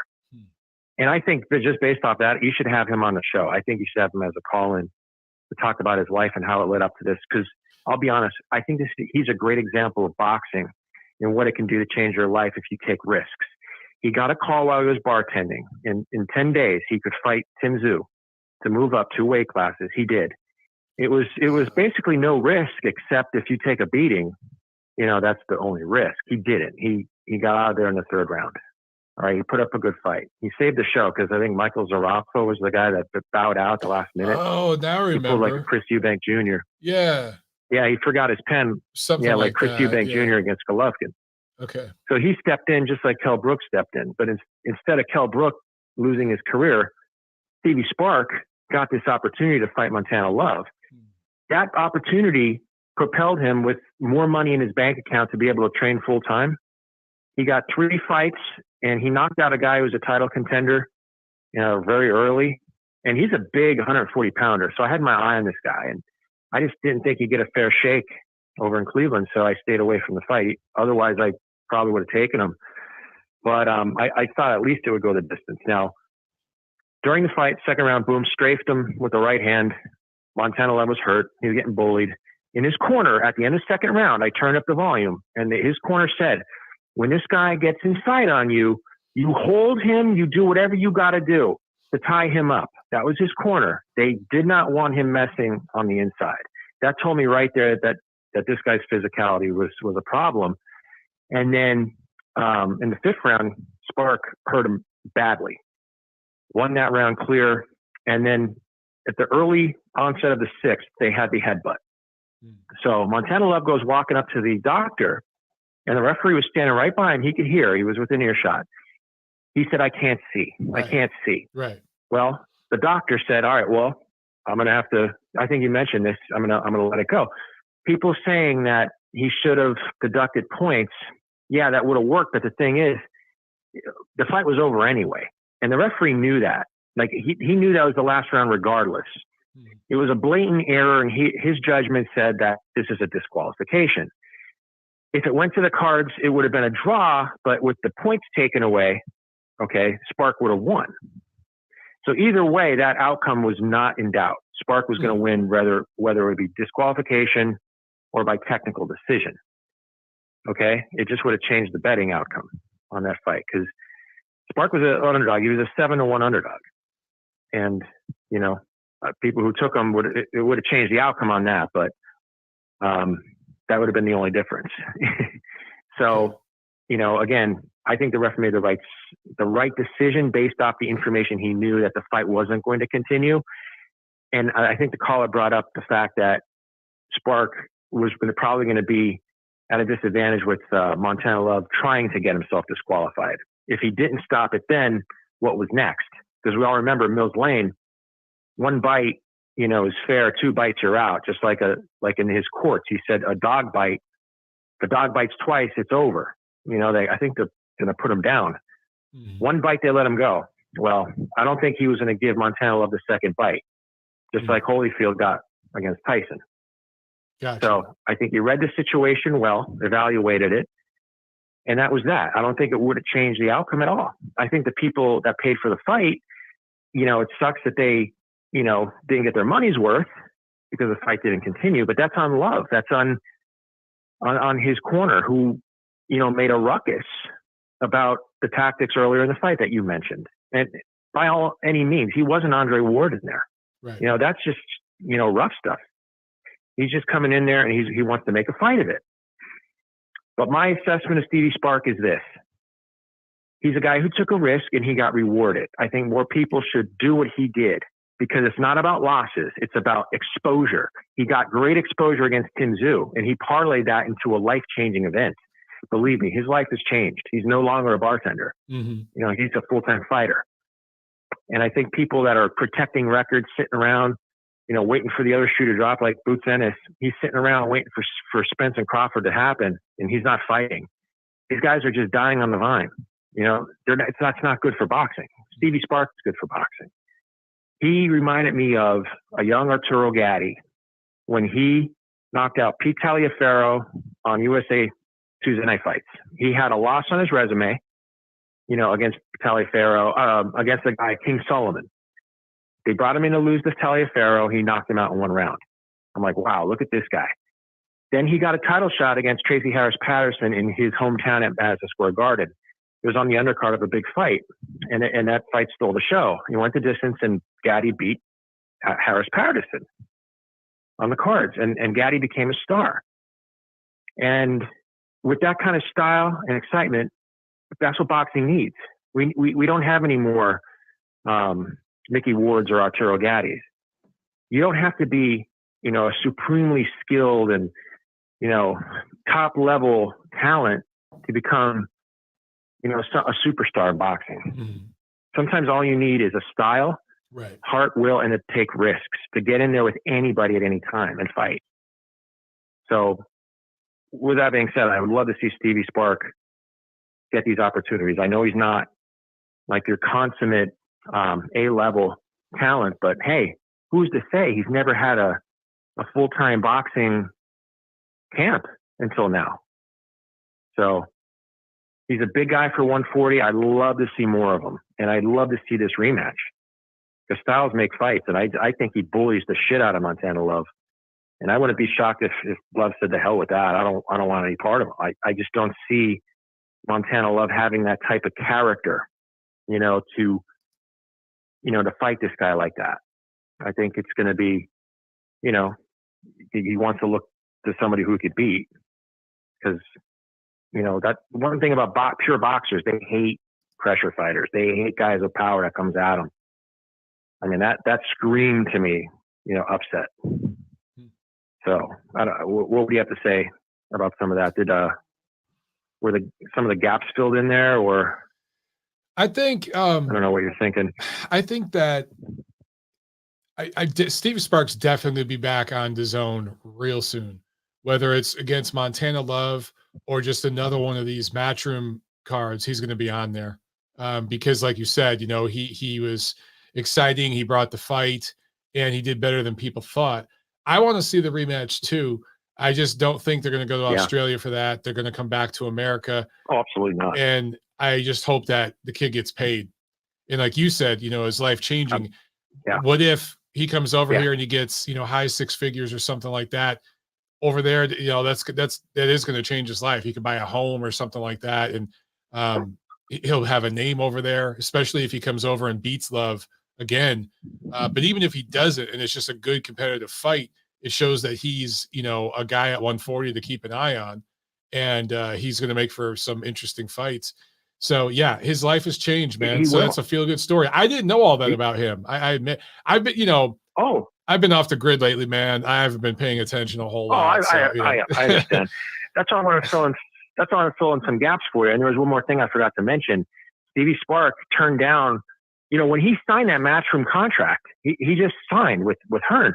Hearn wanted to give him like a gimme in Australia, like a showcase fight. Mm-hmm. He said, no, I want the Montana Love fight. I want to fight this guy in his hometown. Give me that fight. He requested that fight. That's awesome. So he never would have been there. That shit don't happen much in boxing these days. That does not happen much. No, it doesn't. And, it paid off again. So, this is like a win-win for boxing. We see a guy come from nothing, maybe with some star talent that we're not seeing because he's never had a training camp. Now, remember a guy named Darnell Boone? Of course. All right. This guy was obscure. Yeah. He was obscure. He knocked out Adonis Stevenson. Mm-hmm. He floored Andre Ward. That's right. I thought he almost beat Ward. He dropped Ward. I thought he got dropped on the decision. I've been in the gym with him. He was up at Big Bear for a while, training with Golovkin. That was up there. He's an awesome guy. You're right. He did. Awesome He guy. was. Yeah. He had a lot to say about. He said Golovkin was a special fighter, that he would have beaten Ward and Kovalev and Stevenson on their best days. He sparred him, and he almost beat Kovalev.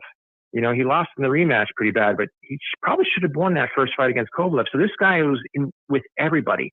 He never had a backing. He never had finances behind him. And in boxing, that matters. People have talked about that before. That if you have money. And Paulie Malignaggi even said it about Devin Haney. Haney was given opportunities because he had money.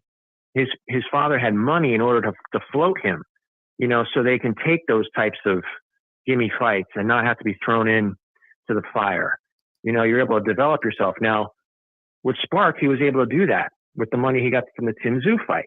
So he parlayed that into his career. He didn't just go buy a house. He invested in himself in order to stake his way as a full-time fighter now.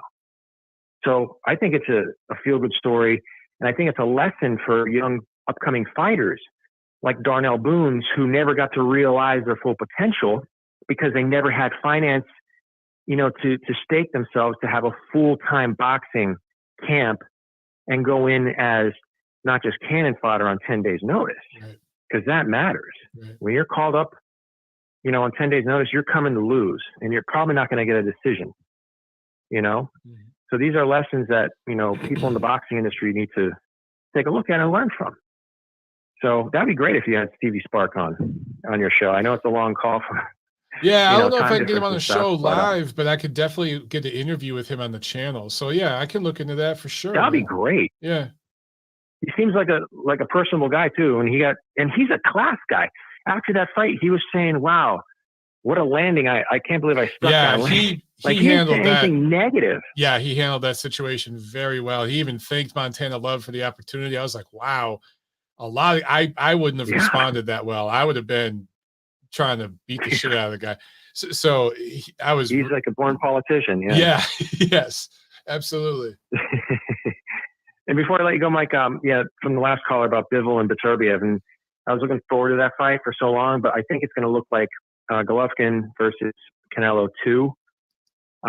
We saw the best of Beterbiev against Gavadze years ago. And like Golovkin, his prime was fleeting in America. We didn't see the best Golovkin because he was over in Europe and he aged out. Unfortunately, same thing with Beterbiev. He's going to be about 37, 38 years old when he fights Bivol. Bivol is now in his prime. He's entering his prime, physical and professionally. So it's like two ships passing in the night. You got one going off the reservation and one going, right to the, to the pot of gold. And unfortunately, this fight right now favors Bivol, and he's a slight favorite on the betting line. It opened up. He's like minus 130, and Beterbiev is like even money at 1 plus 100. But you'd have to put up about $130 to win 100 on Bivol, and if you bet 100 on Beterbiev, you win back exactly 100. So he's the slightest of all slight favorites. So it's like a pick 'em. So if you want to, compare it to other things, that's the kind of matchups I love, man. I still want to see it. Pick 'em fights, right? And then like Crawford, he's a 15-1 favorite over Avanesian. So you have these coin flip fights versus like walkover, pushover fights. Like, it's crazy. I'm going to get off, but I want to hear your comment about the IBF. Why hasn't Spence had a mandatory since Ocampo, and Charlo hasn't had a mandatory in years as well? Why do they get to shun a mandatory from the IBF for 3, 4, or 5 years, while the IBF now is up Usyk's ass, and they want him to fight as mandatory? They stripped Golovkin and Canelo. I mean, there seems to be double standard played here. In the IBF, they're complicit. Something's really wrong. That's a really wrong. Interesting question, man, because when you brought up Spence, I was thinking, well, maybe it's because he's the unified champion, because I think like the WBC mandatory is supposed to take precedent.